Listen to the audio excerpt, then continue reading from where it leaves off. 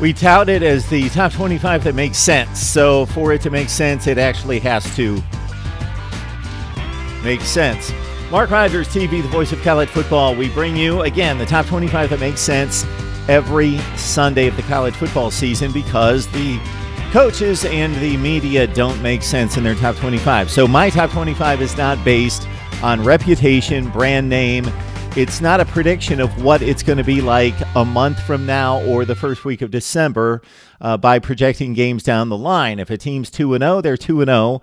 And if they've beaten quality competition, they're going to be ranked high, even if we look down the road and think, they'll probably not win games A, B, and C, so they're going to be 8-4. So we're going to rank them lower.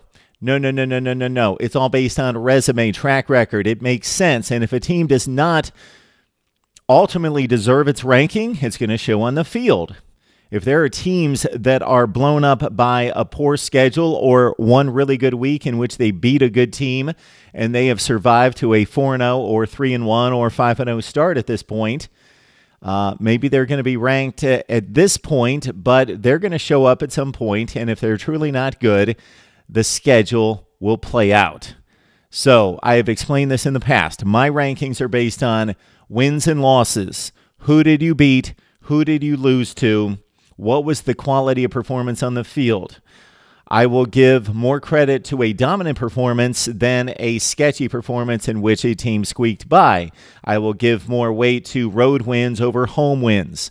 If you lose to a dominant, excellent team and lose a close game, perform capably. All right. So I will not explain the individual rankings. I cut this video yesterday, and it didn't make sense because, where are my notes? Here they are. So if you can see this here, I had 2 number 7s. I don't think that works.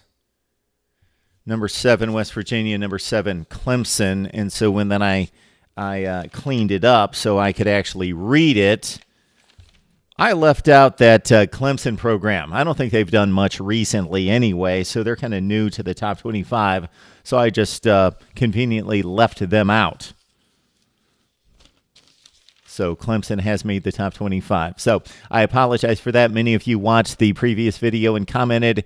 Thank you for pointing that out, and thank you for not annihilating my good reputation and name. All right, I believe that I have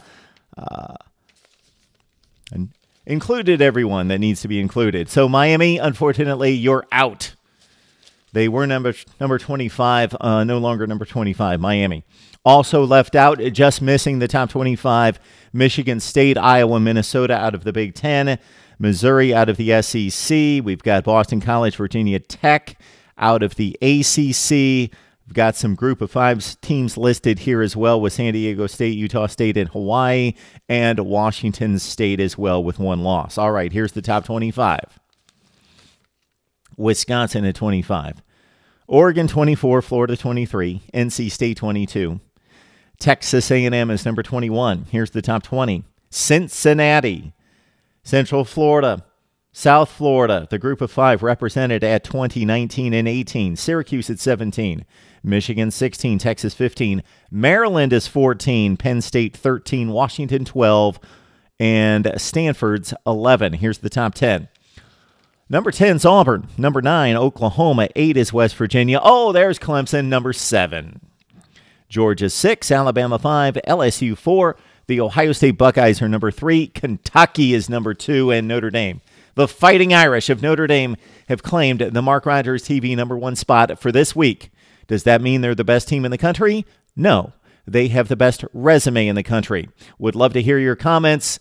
If you've explained it elsewhere, I would ask that you would explain it again. I appreciate the second try at this one as, yes, this happens sometimes when you don't have the big staff and the big producers and all of the resources. But I appreciate the second chance. That is the college football top 25 that actually makes sense right here on Mark Rogers TV, the voice of college football. Please like, comment, and subscribe right here.